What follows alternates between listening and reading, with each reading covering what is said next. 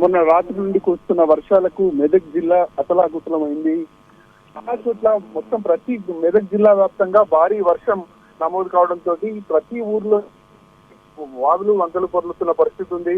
24 గంటల్లో రాత్రి 8:30 నుంచి నిన్నటి రోజు ఉదయం 8:30 వరకు పెద్ద శంకరంపేట టేక్మాల్లో 28 సెంటీమీటర్ల భారీ వర్షపాతం నమోదైంది.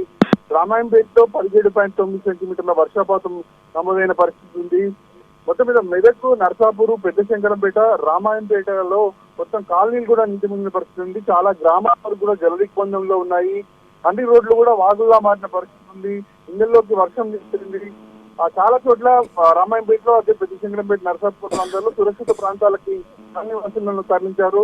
ఇప్పటి వరకు కూడా నార్సింగ్, పెద్ద శంకరంపేట మధ్య ఇంకా పొంగి పొర్లుతుంది, వాగు పొంగిపోతుంది, రాకపోకలకు అంతరాయం కలుగుతుంది. అదేవిధంగా నారాయణఖేడ్ వాగు ఉప్పగండంతో కంటి, సిర్కాపూర్ మండలాలకు రాకపోకలు నిలిచిపోయాయి. అదేవిధంగా హవేలి గన్పూర్ నుండి దూప్ సింగ్ తాండా నిలిచిపోయి దూప్ సింగ్ తాండాలోని చాలా మంది గిరిజనులందరూ కూడా సహాయం కోసం ఎదుర్కొంటున్న పరిస్థితి ఉంది.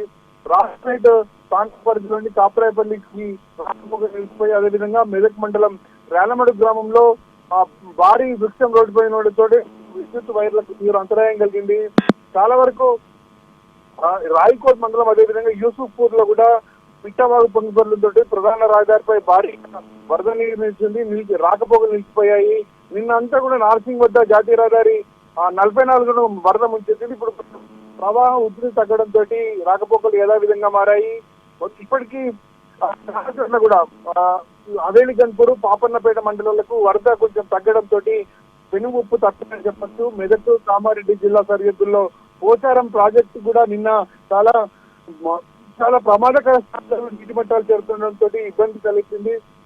ప్రస్తుతానికి వరద తగ్గడంతో ఊపిరి పీల్చుకున్న పరిస్థితి. నిన్న ప్రాజెక్టు కట్టకు కూడా అదే పోచారం ప్రాజెక్టు కట్టకు కూడా గండి పడడంతో అక్కడ తీవ్ర ఆందోళన ఎదుర్కొన్న పరిస్థితి. ప్రస్తుతానికి అయితే వరద తగ్గింది, అధికారులందరూ ఊపిరి పీల్చుకున్నారు. కట్టకు